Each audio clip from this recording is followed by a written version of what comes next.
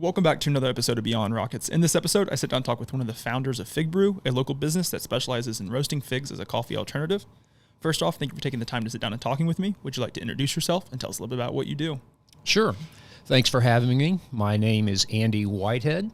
As you just mentioned, I am the founder, principal owner of FigBrew, located in the city central down off of Lehman Ferry, and we make a coffee alternative that is made out of 100% roasted fig. Are you originally from Huntsville, or did work or family bring you here? So I'm not. I was born and raised in Mississippi, born in Clarksdale, Mississippi, grew up in the Tunica, Lula Rich area. I did my undergraduate in physics at the Mississippi State University. Okay. And then I moved to Washington State, or first off, I moved to University of Texas at Austin, where I did my graduate studies in the physical sciences. So I obtained a PhD in atomic, molecular, and optical physics in 1991. Okay. So after that, I did a postdoc at Pacific Northwest National Labs.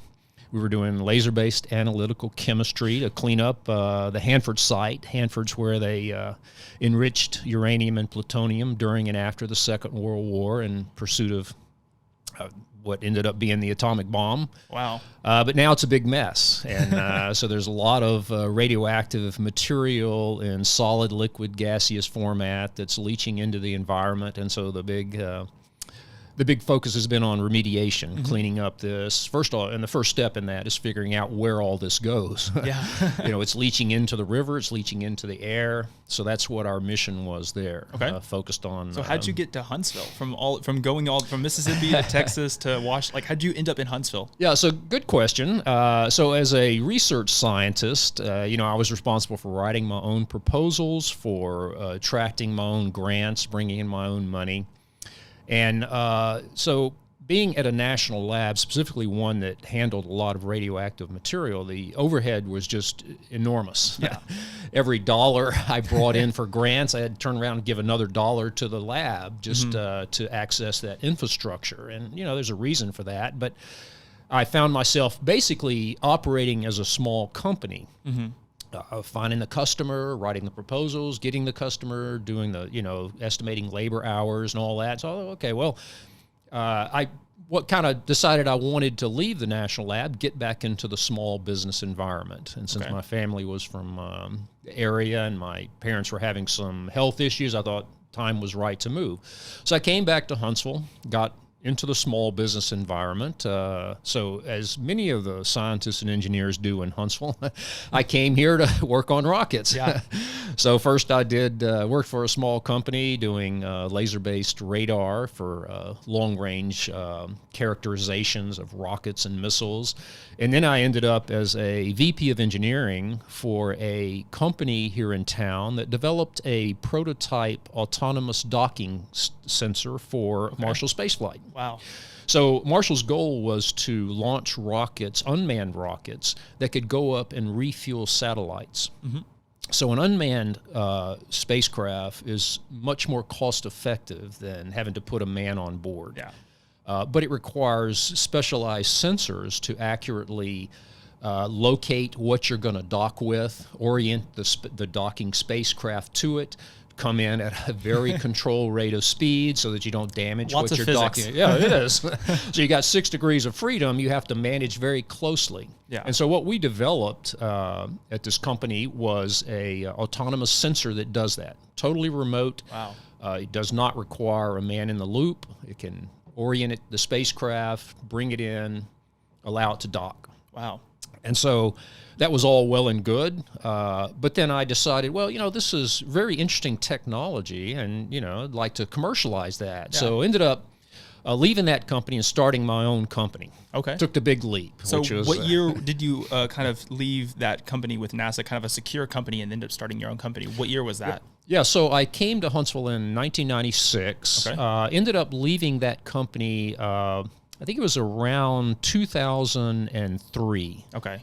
I started a company called Southern Vision Systems. Okay. And so what we did, we made high-speed cameras for motion capture. Oh, wow. And so it's kind of a thing you would apply to missile characterizations, to well, we sold a lot to the Pacific Rim. Wow. You have a high-speed packaging line that the equipment is moving too fast for the human eye to see, and that equipment breaks down. Well, that's lost production. You will never recover.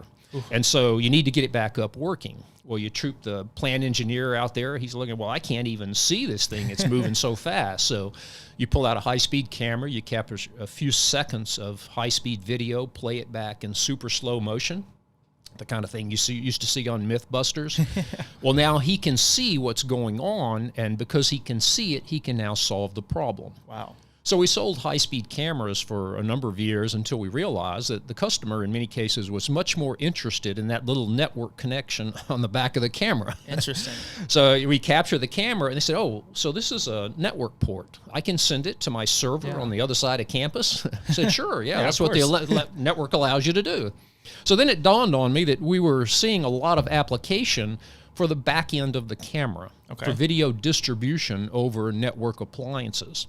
And we thought, okay, well, we're no longer going to capture the video, but if the customer gives us the video, then we'll take it and distribute it over network appliances. Okay. And that's what SVSI ended up doing. Wow. So for that technology was probably pretty like ahead of its time, I guess, wouldn't it? Very much so. In fact, that's one industry that moves very slowly. So integrators had been distributing video primarily through coaxial cable for many, many years. That's what they knew. That's what they were comfortable with. It provided very high quality video and synchronized audio. So why change? Yeah. Well, the reason to change is because there's a much, much better way of doing it. Yeah. You know, laying coaxial cable is time consuming, it's expensive. Yeah. You can really only send a limited number of channels over it before you exceed the capability. Networking appliances are much different. Yeah. You know, to build a massive 100 by 100 video matrix switch out of coaxial cable is just mind-boggling, the complexity and the power consumption that goes into something like that. On the other hand, network appliances switch multiple streams thousands of times a second every day. So it's technology that was built around switching and distribution. Yeah. Not like coaxial cable, which was built for just a single transmission task. So in 2003, you start this business, and you kind of like, I guess the first couple of years you're doing the camera stuff, and then realize that the actual the network side of it and that side of it is kind of where you transition to. How did that business go, and what was the success you had in that business, and kind of eventually ended up doing what you're doing now? Like, how did that business go in that time? Yeah, another good question. So first, we spent about 10 years evangelizing this technology. Mm-hmm. We knew it was the appropriate and proper way to distribute high-speed video, hundreds or thousands of video streams, and switch between them. Yeah. But it took 10 years of evangelizing that industry before we convinced the rest of the industry that this is the way it needs to be. Yeah. And so now you had all this experience over the last 10 years of like, hey, we can do this. And it's like you almost became like the industry expert almost at that time in it, because you're the only one that's been doing it for that long. That's right. And so we were at the right place at the right time when the industry finally swung around and agreed to us. Wow. And so we had some very high profile installations. Ultimately, we got on the radar from a number of big companies. We ended up being acquired by Harman Kardon. Okay. So Harman Kardon primarily in audio. Everybody recognizes Harman Kardon speakers. Turns out they had owned something like 80% of the automotive audio market. Interesting. So for them to get that extra 20% of that audio market was outrageously expensive. Yeah. On the other hand, they recognized that we were doing in video what had been done in audio previously. Okay. And so the analogy I like to use is a little country church. Okay. All right, you have a small country church. Everybody can see and hear the preacher. Mm-hmm. Okay, well, it gets larger. You know, pretty soon the people in the back can't hear the preacher. Yeah. So they install an audio system, a microphone, speakers, all is well and good until the church keeps continuing to grow. Yeah. Pretty soon you can't even see the preacher from the back row. Okay, so now you install an IMAX system with cameras and a big screen where you project a projector that blows the preacher up to 3 or 4 times life size. Okay, all is well and good. You can now see and hear him until that church continues to grow. Yeah. And pretty soon, he has to start another campus across the street or across town or across the country or across the world even. Yeah. Okay, well, now you're talking about video streaming. Yeah, and how are you going to get this from, Huntsville to, or even the smaller cities to a bigger city? It is. And so that's one task. The other task is, now we have 2 preachers in those 2 sites. We want to carry on a conversation. So both the audio and video has to be synchronized. So there's a lot of technological hurdles that ultimately led to what we see in the way of Zoom calls today. Yeah. So I guess like in 2013-ish, 2014 is when you got was when Harmon bought y'all, I guess? It's actually 2015. 15, okay. Yeah, and Harmon bought us. You get acquired then, and so do you stick around in the company and continue to work for them, or did you kind of then exit at that point? Well, I had a lock-in period for 3 years. So during that 3-year period, Harmon sold to Samsung. Oh, wow. Okay. So that was something that kind of caught me by surprise. Yeah. So all of a sudden we went from kind of a small colloquial company. It started off as just a small business that you started. That's right. And then it ended up getting bought. So that's a huge deal. I mean, especially in an industry that, like you said, you were kind of creating the blueprint for that hadn't really been created. Like you were being like, hey, this is something that's going to be great. You should do this too. I'm all right. And then for 10 years you do it, you get bought, and then now Samsung buys you. So I guess that's probably like a year or so into your 3-year period. That's right. Okay. Yeah. So Harmon actually was the one who signed the deal. Okay. Harmon bought us, and then Samsung turned around and bought Harmon within a year. That totally changed the landscape. Yeah. Right. Samsung is a $120 billion privately held Korean company, different culture. So it was just not the environment that I had been in just a few years before, not really something I wanted to do. So I just kind of said, okay, I'll go off and do my own thing. So how big was your company when Harmon acquired you? Like how big had you grown it to? Yeah, we had about 50 employees. We were here in Research Park off of Quality Circle. And we were literally the only company in the world when they acquired us that could do enterprise-wide video over IP deployment.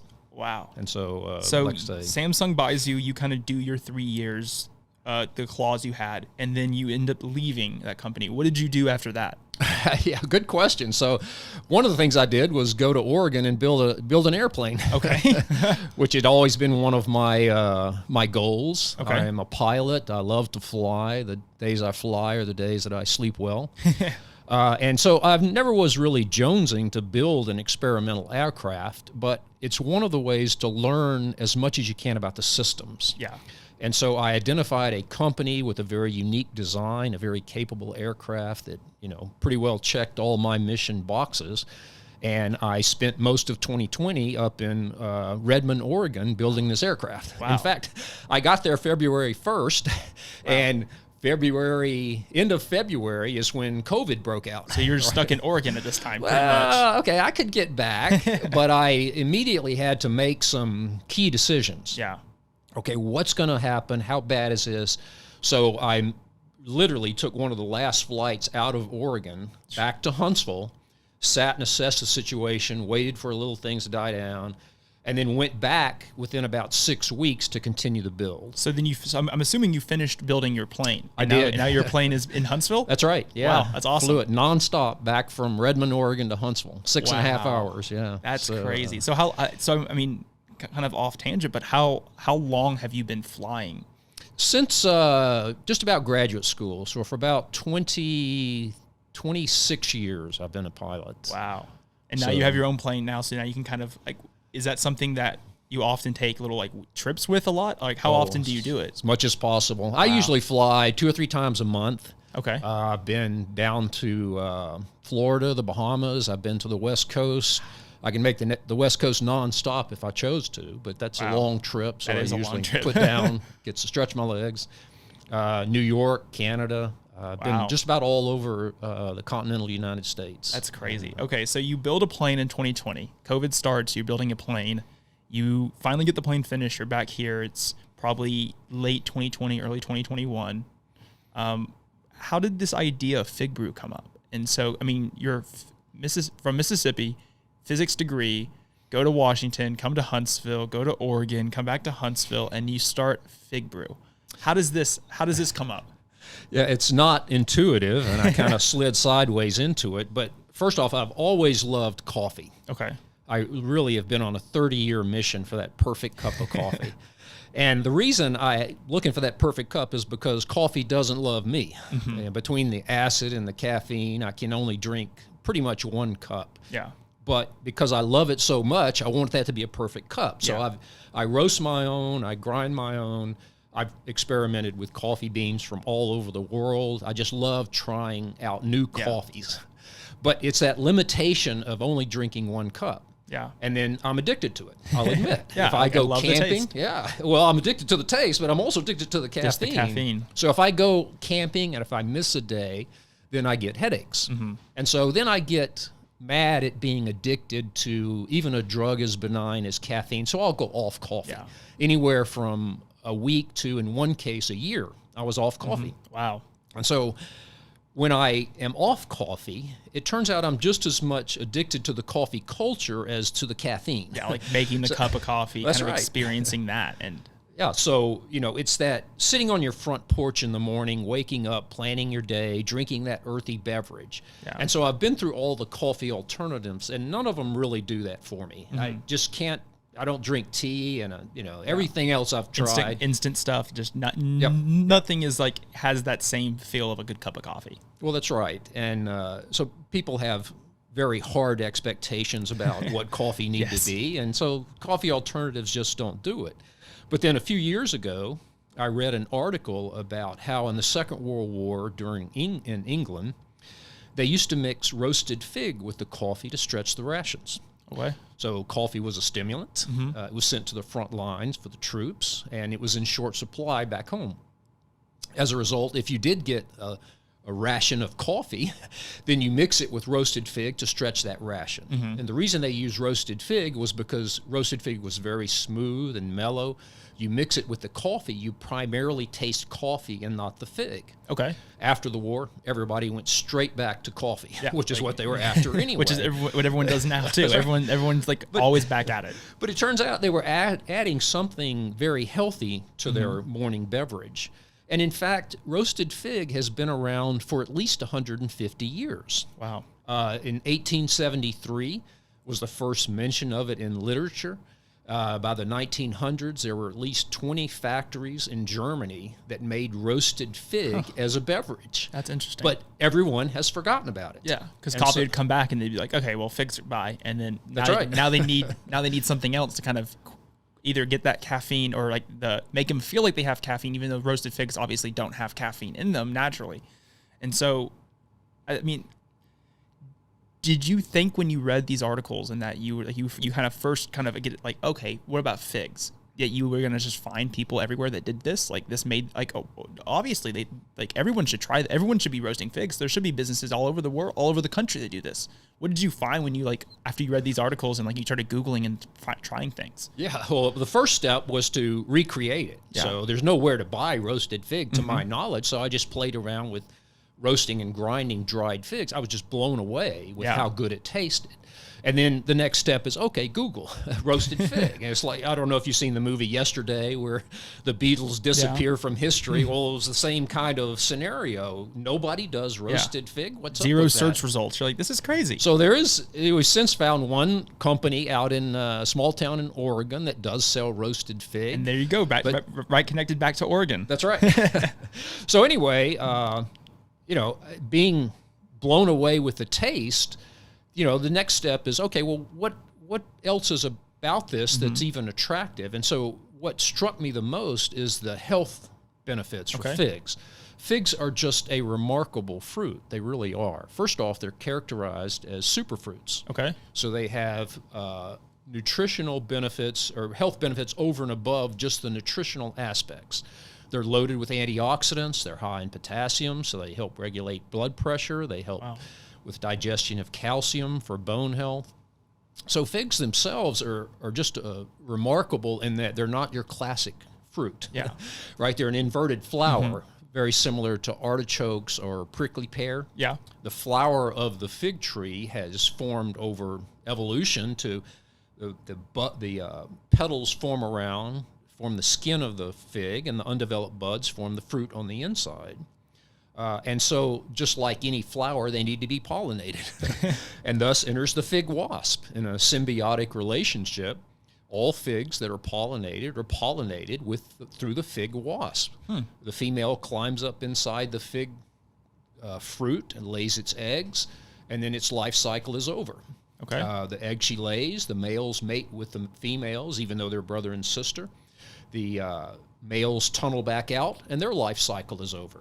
The females follow the tunnel, go off to pollinate other figs. Okay. So that's a really remarkable tidbit about figs. But anyway, the way we came to manufacture and roast figs is because of my love of coffee and my recognition that, hey, this is very unusual for a coffee alternative. First off, it's been around 150 years, but nobody knows it. Yeah. So you read this article, you kind of do some research, find all this stuff. How long did it take before you actually had roasted and kind of got that initial first recipe for what you were going to be doing, kind of the process of it? How long did that process take? Yeah, it took almost 4 months. Okay. Literally did, from when we first started playing around to it to when we developed our recipe for how this stuff should go. Because you roast the figs local, all the stuff's done locally, correct? That's right, yeah. Okay. In our facility, so we have a food manufacturing facility. We're inspected by the health department. We're certified organic. So it's non-GMO, it's vegan, it's gluten-free. It's basically everything figs are by default. Oh, wow. Okay. So there's only one ingredient to our roasted fig beverage, and that is figs. So I guess it was probably, was it late 2022, early 2021 when you first kind of found the figs? So I guess maybe April or May of 2021, you kind of get that initial recipe.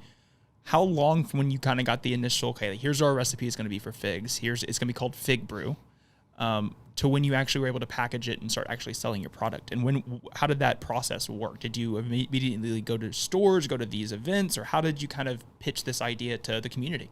Sure, yeah. So it starts just about like any small company does.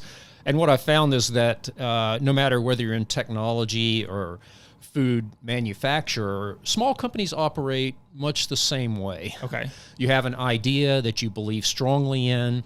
You figure out what infrastructure needs to be in place to make the product. You figure out what the message is going to be, what your go-to-market strategy is, how to sell it, how to position it against there's not many competitors in this market. Which is a good and a bad thing, I guess. I guess do you think that starting the tech company and doing what you did with that when you were an early adopter and there was no blueprint helped prepare you for what you do with FigBrew when there is really no blueprint either? I mean, there was no other businesses, no other entity doing what you're doing. Do you think that helped prepare you for what you do now? Absolutely. And in fact, it helped me recognize, hey, this seems to be an opportunity. Yeah. So in our tech company, we firmly believe that video could be switched and routed over network appliances. Yeah. That is just absolutely the way it needs to be done and the way it will be done in the future. It turns out, okay, we were wrong about that. It took 10 years for everybody else to recognize it. It was a long future, but eventually it did happen. Well, this is another solution seemingly hiding in plain sight to me. Yeah. Everybody knows figs. Yeah. You may like them, you may not like them. Nobody has a real fig allergy per se. Yeah. The story, oh, my grandparents used to have a fig tree and I used to eat them till I was sick to my stomach. Yeah. I love them, but I've never heard a roasted fig. Yeah, and you're making a roasted fig coffee alternative. I feel like that's kind of you kind of get that look of excuse me? You're doing what? So the first 4 months you're kind of creating this recipe. What was the next step that you kind of took? You kind of hinted on a little bit, kind of figuring out the market and figuring out how you would approach it. But what did that look like? Yeah, so that step was twofold. First off, it's figuring out what is the marketing going to look like? How do you position this to somebody who doesn't know anything about roasted fig? Yeah. But also, in parallel, you have to figure out, well, how am I going to make it? How do I reliably produce this and bring it to market? So the latter was very interesting in the time of COVID. Yeah. Because, for example, we can't necessarily go to visit our suppliers. Yeah. So in a lot of cases, it's a leap of faith. You hope that they have what you're looking for. You hope they have it, and you hope they deliver what they say they're going to deliver. And so in several cases, we've been surprised that had we been able to visit the vendor, we would have immediately recognized, oh, this is not going to work, and this works better. For sure. So in others, like we have to be inspected by the health department. Because so many restaurants are going out of business, we had access to relatively inexpensive, good used restaurant equipment.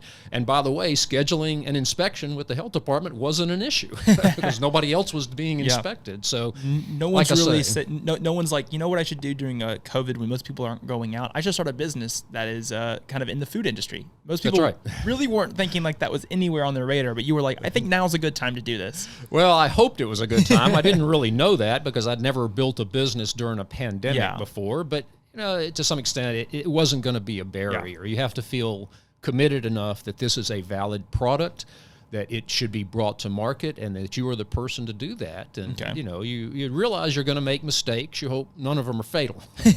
They're small enough and you can overcome them. So once we figured out how to make it, then the big question is, how do you evangelize a product to everybody in the world who knows what figs are, but have never heard of roasted fig? And so that kind of is a eerily similar process to where we were in the tech company. Okay. Which tells you that a lot of companies, they face the same problems. You just have to learn how to think through them. And like you say, realize you're going to make mistakes, but be willing to move and learn as you go. Yeah. And I think that's like the biggest thing that I've seen over like just talking with different people in different industries. There's a lot of ways that people in different industries, an industry that you're in with being an primarily online business, to people that have a retail shop that does, clothing, the way that you approach business and the obstacles that you face are very similar, but the scale at which you face them might be different. And I think as the businesses grow in either aspect, a lot of the same problems occur and a lot of the same approach that people take is similar. So you get this. You figure out the market, you figure out all this stuff, and it's kind of close to the summer of 2021, if I had to guess by then.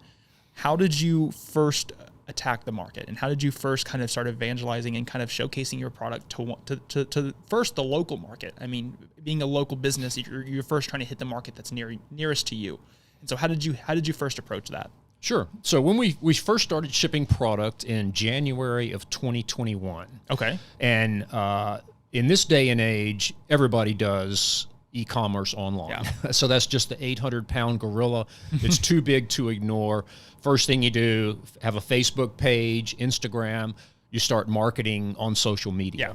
That is the single best way to leverage your presence. And it's compared to a lot of other activity, it's very cost effective. Mm-hmm. You also do radio shots, we did TV interviews, that kind of stuff. Yeah. But social media is kind of a quick way to get your name out, start getting be seen by as many people as you can, and also you're really able to target specific markets really well. Exactly. You can target by zip code if you so desire, and figure out what your budget is you want to spend, which side of the country you want to target, all the way down to the zip code, literally, or in some cases even more targeted than that. For sure. So you're able to craft your message, get it out there without any filters. You can say what you want to say within the rules of Facebook and Instagram. The next step is leveraging customers. So online e-customers are only going to buy one or two, or if they really like the product, 4, 5, 10 tops. But ultimately the goal is to take this to everybody who could possibly want it or benefit from it. For sure. And in doing that, you kind of want to get it into the retailers. Definitely. Ultimately, I would like to be into Costco one day. That brings a whole different set of barriers and as well as opportunities. But there's absolutely no reason, I believe, that this shouldn't be in the Krogers, the Publix, the Whole Foods, Fresh Market, Sprouts. I mean, it is something that, especially in this day and age of pandemic, people are looking for healthier options. Yeah. As people age, they generally develop caffeine sensitivities. So, anything that either lessens or removes caffeine and acid from the diet is attractive to a lot of customers. Definitely. There's people, for example, people on ADHD medicine are advised stay away from caffeine. For religious purposes, some people like Seventh-day Adventists, Mormons, stay away from caffeine. Pregnant women, breastfeeding women, are advised to cut back on caffeine. That's a perfect example of somebody who may be deeply embedded in that coffee culture Yeah. You think of everything that's involved with, but within a year, they may be right back into the coffee culture. So they may be looking for that warm, earthy beverage without the caffeine and the acid for this period of time, and then boom, right back into it. If you will. I think the first time that I was kind of aware of what you were doing in town was, I think it must have been this summer, or kind of when Green Street Market first kind of started. We live downtown, so we kind of go there as often as we can, and you had a booth there, and we tried your stuff, and it was like, wow, this is really good. Ended up buying a container. That container did not last long, because it's one of those things that, like, I love coffee. Like, coffee is one of my favorite things. I drink way too much coffee all the time. I mean, pots and, like, way too much. And so using, I mean, even if it's just your mellow mix that has the half fig and half coffee, or if it's the full figgy, either one, I think, there's a place for it in a lot of people's, like, daily routine. And kind of like you said, you're having that experience, and that's what you were looking for. You're looking for that experience that coffee gives you without having it to be coffee, but also taste good. That's right. And that's and the FigBrew kind of fits that ultimatum. Like, hey, here's this product that fits that. So you start selling the product in January of 2021, and you're going, like I said, you're going to these markets. I've seen you at those, and you started selling the product online. Was the response you were getting from people just overwhelmingly like, this is a great product, or how tough was it to kind of sell them on this idea of figs? Well, the response to tasting it was overwhelming. Yes. Invariably, it is good, and invariably, people are surprised by how good it tastes. Yeah. And so that's a real good segue. That's something that social media can't give you, that belly-to-belly interaction. And so along about the spring of 2021, we started selling into farmers markets, local farmers markets, Green Street, I can't remember all the ones we do now. There's so many. Madison County, there's the camp on Sunday afternoons. There's just about one per day in the area. And so that's the belly-to-belly interaction that's critical as you're trying to evangelize a beverage that nobody knows anything about. And like the experience of tasting it is what really makes people say, oh, wow. And I think, like I said, like you can talk about the product as much as you want and like advertise it on social media, and you can get those like 1 or 2 order people that like, I want to try this, I'm curious. But when you get them in front of people, it's like, I could see me drinking this on a daily basis, or I could see me drinking this on a weekly basis, or whatever it might be. And you kind of get those repeat customers. So you're able to kind of get yourself into the market fairly quickly and kind of be seen and be tasted by a lot of people. And so I'm guessing that kind of helped the initial push for FigBrew and kind of giving it kind of its footing in the local community is going to those markets, I assume. Absolutely, yeah. They're critical to entry into the local market. They provide immediate feedback, so they're invaluable in both of those aspects. But they're also a launching board, because these people, if they like it, they go home and tell their friends and family about it. So we've had other people who pull their friends and family into the farmers market just looking for this new innovative product. And so the farmers markets themselves like to see new products come online. Yes, for sure. If you're testing out a new product and you don't want to spend a lot of money, that's a great venue for doing it. I mean, the amount of foot traffic that Green Street Market and the Madison Farmer Market and Latham and the Camp and all those different farmers markets get is incredible. And just seeing the amount of influx of people, like I said, a new product. I mean, people love new things in Huntsville too.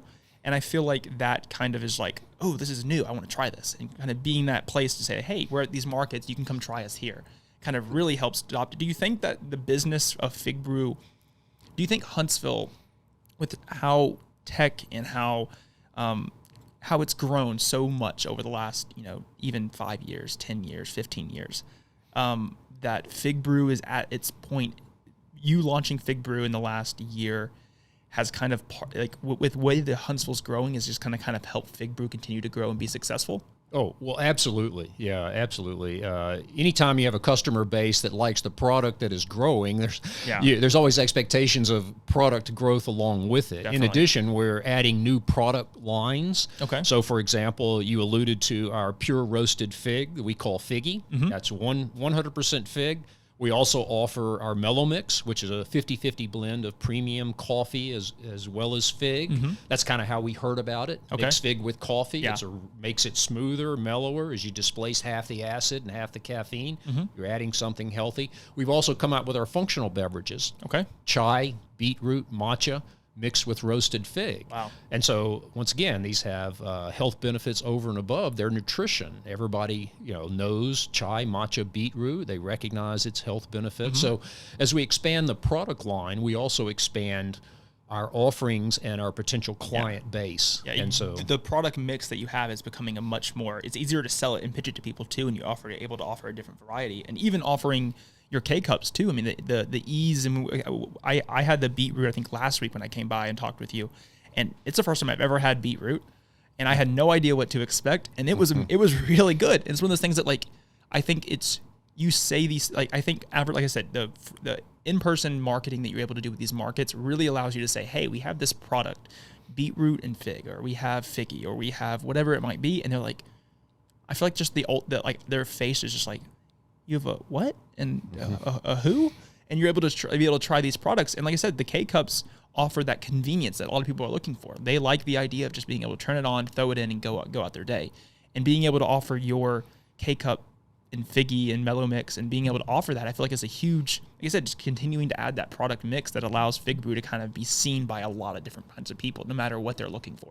Right, and seen in a familiar format. Yes. As we alluded, nobody knows roasted figs, so you have to evangelize. Yeah. So you give them a canister or a bag of roasted figs. Like, okay, well, what do I do with that? But you give somebody a K-Cup. Yeah, they're like, got it. I know what to do. Put it in this machine, pull the thing down, hit the button. And so once you do, you get this delicious black beverage that you're going to flavor just like you would your normal coffee. So that kind of packaging goes a long way towards helping people over that barrier of something unknown. Yeah. Because fear of the unknown is definitely an issue when you launch a new product. And like one thing you alluded to when we met last week was the process that roasting, like having in your figgy, when you're able to make like a French press, and you can use your FigBrew and your mix to make a lot of the coffees that the ways people make coffee, and like Huntsville's coffee scene has definitely grown over the years. And like, you can do the same with FigBrew. Can you talk a little bit about kind of what that looks like and how that may be just different than what coffee is when you're brewing it?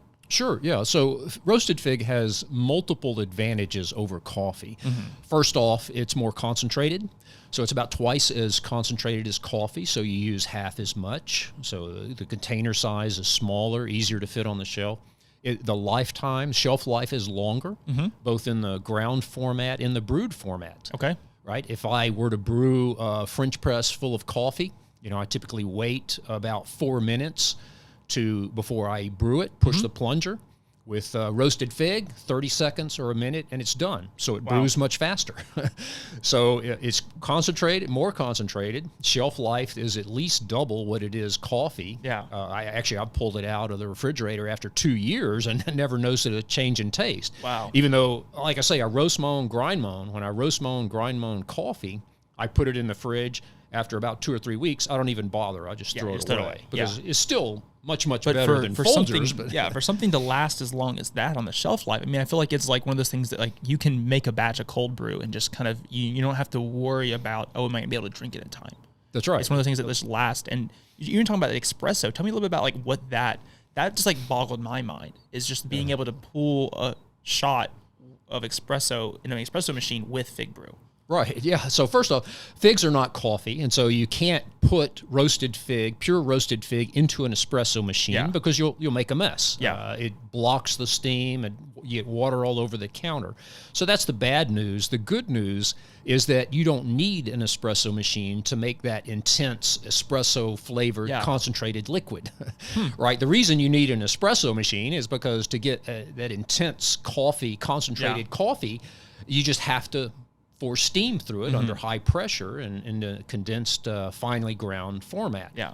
Figs aren't like that. You can just brew it 3 or 4 times more stronger in a French press, and there's your espresso flavored liquid. So it makes it very easy for making cappuccinos and lattes. It lasts longer. Yeah. So, like I say, there's just so many benefits to fig that I think if we had run into anything that was said, "Hey, this is a showstopper," but we haven't. It's quite the opposite. And every time we turn around, it's more and more advantages of figs. And not having to have all this different equipment to do the same sort of thing. Like, like I have a Chemex, and I have an espresso machine at home, and I have a cold brew machine at home, and I have just so many different machines. I use them all and they all have its place. But with FigBrew, you're able to kind of almost just have like a French press and do a lot with that, or do a lot with you don't have to have this plethora of equipment to make this a really, really, really great cup of FigBrew. That's right. It's a simple thing, and it's one of those things that, like you said, even K cups you can do it in, and the coffee and the taste. And like I believe I tried the beetroot and I tried it with the K cup, and the taste was both. One was from French press, one was from the Keurig, and both were great tasting cups of coffee. And being able to do that in different ways and different speeds and inconvenience is a huge thing for people. So you start this company and the journey you've been able to take in your in just starting so many different businesses, coming to Huntsville, starting FigBrew, doing all this. You alluded to it a little bit earlier, but how much of your success would you contribute with FigBrew and with all these other things you've been able to do and accomplish? Would you contribute to being in the right place at the right time, and how much would you contribute to your hard work? Well, that's a good question. I attribute both of those companies to recognizing an opportunity. Mm-hmm. So under that scenario, I believe opportunities are all around us every day. Yeah. And so is that a right time, right place? Not really. It's just recognizing something that's hiding in plain sight. Mm-hmm. And it's hiding in plain sight because people get wrapped up in how they've always done things, and they don't recognize, hey, this could be done different, or I could bring this to market that wasn't there before. So I think that's kind of the succinct answer to your question. I don't think, I constantly see opportunities. I don't have the time and the resources to pursue them all, but I think at any given point in time, you'll see an opportunity to make a great product and a great company, if that makes sense. And do you think that eye that you have to see these opportunities is something that you've developed over the years, or do you think you've always had this, entrepreneurial mindset or this eye for seeing these opportunities? And can you allude to things in your past, prior, like in school and stuff, that you were seeing opportunities then, and then now you're able to have the skills and the knowledge to act on these opportunities? I think the latter probably defines it. My early career, I was just enamored of science. I really still am, but I devoted my entire career to learning as much as I could about the physical sciences and pursuing it and making a career out of it. But then, I just kind of noticed certain things going on and say, hey, this looks like a real opportunity over here. Yeah.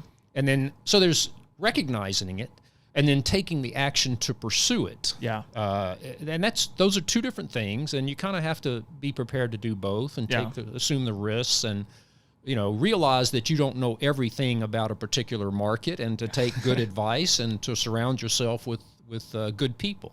Yeah. So I think that's kind of what led me to start both a technology company and a food manufacturing company. And obviously you said you love the sciences and you love being able to be a part of that, and you spent a majority of your career doing that. How do you still try? Is there ways now that you still try to do science and do other sorts of things with physics and stuff like that kind of allows you to still experience what you have loved and your passion has been for, a greater half of your career, to now doing roasting figs and having a food company? Yeah, so I don't technically do anything science oriented. I still read science journals. Mm-hmm. I try to keep up on the latest. That's always fascinated me. But one of the things that graduate school does, in fact, the most useful thing in my mind, is teach you how to think critically. Okay. You're given a task that no one else has solved. You have to figure out how to solve it, what resources need to be in place, and what the procedure are, what the milestones are, and recognize when you might not be able to solve this problem. And so I think that's the most useful thing that I've brought out of graduate school. Yeah. How to look at a problem, think critically, whether it's how to roast figs in a cost-effective manner, or how to build a video over IP switching circuit that can handle 1,000 by 1,000 video streams. It's just a matter of thinking critically on a daily basis and solving problems. Yeah, which both things are very different sides of the spectrum. That's right. There's not too much correlation that people can draw to connect what you're doing in your tech company to what you do with FigBrew.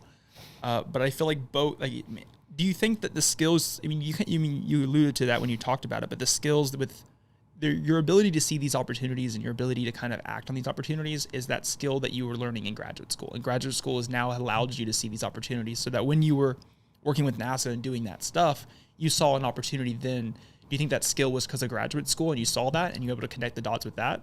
Yeah, a person is the sum of their life experience. Mm-hmm. So I can't reasonably extract and isolate that particular part of my experience. So I would say short answer to your question is yes. Yeah. It all builds on each other, and that was part of my learning process. Do you think you'll ever, obviously, I feel like you don't always start a company to end up selling it. It's one of those things that you start a company because you have a passion for that. You have a passion for people adopting this idea, adopting this process, what you were doing with the tech company. Do you ever have that thought of, one day I'll sell this and then start another tech company or do something like that, or start another, or is FigBrew kind of your thing that you're like, this is what it's going to be. And then eventually if I ever did sell it, I'm done. Like I get to fly my plane everywhere and just have a good time and travel, or do you go back to tech? No, I don't ever see retiring. In terms of whether I could sell the company one day, I think invariably if I am accurate and this is a valid product and the public would need to know about it and want this product, I think the opportunity of somebody making an offer to buy the company is inevitable. Yeah. I mean, why would it be unique to me and the public and not unique to somebody who's looking to expand their business? So yeah, I would do that. But if we did, I would definitely move on to something else. It's just build a second plane. That's right. start roasting something else. That's right. Yeah, or go back to tech. I'm tossing around multiple ideas pretty much on a daily basis. Yeah. Obviously, building a company is a huge commitment in time and resources, so you have to focus to make it successful. But I don't see this as the end of my career by any means. Do you, looking at kind of like you said, being a small business owner and kind of starting a business, there's a lot of different things that kind of are involved with doing that. And I feel like now the hats that you wear as a small business owner in FigBrew were a lot different than the hats maybe you were in the kind of responsibilities you had when you had a tech company. How do you kind of navigate, and what does a day in the life look like for what you do now versus what you were doing how does the perspective of being a business owner and a small business owner in tech versus what it is in FigBrew, and what does your day-to-day look like? Yeah, remarkably similar, I would say. A lot of people would be surprised to hear that, but a wise man once told me that if you want to be successful, surround yourself with good people. Yeah. And that is absolutely true. When you start a company, you are doing everything from the finance to the production to the bookkeeping to the janitorial. And then as you grow, you hire people to take those tasks over. Yeah. Every one of those hires is critical. You want to hire somebody who can do that task better than you. Yes. So that's the bar. And there are many, many smart people out there, very motivated, very intelligent. So I find myself recreating a lot of the steps with FigBrew that I did with my previous companies. Mm-hmm. And so the goal would be the same, to grow it in a reliable manner. There's certain commonalities to every small company. Mm-hmm. You build a good product, you support your customers, you do right by them, and almost invariably the company will grow. Okay. And so that's kind of what I've carried around from company to company and what I would use going forward. So, how can people connect with you and what FigBrew is doing and support you and kind of even purchase FigBrew? Sure. Yeah, you can attend the local farmers market. It's a great place to learn about our product as well as others. Obviously, we're on social media. www.figbrew.com. You can purchase our products there. Obviously, Facebook. We're on Facebook. Please like us and follow us. That is very, very critical to a small company to get that feedback. We're on Instagram. So those platforms will be where you can easiest to connect with us and support us. Well, thank you so much for sitting down and talking with me. I love learning more about your story, from being a physics major to going to graduate school to building a plane to starting a tech company and to starting FigBrew. And I continue to look forward to the success that FigBrew will have for years to come in Huntsville and all around the country. All right. Well, thanks for having me, and good luck to Beyond Rockets.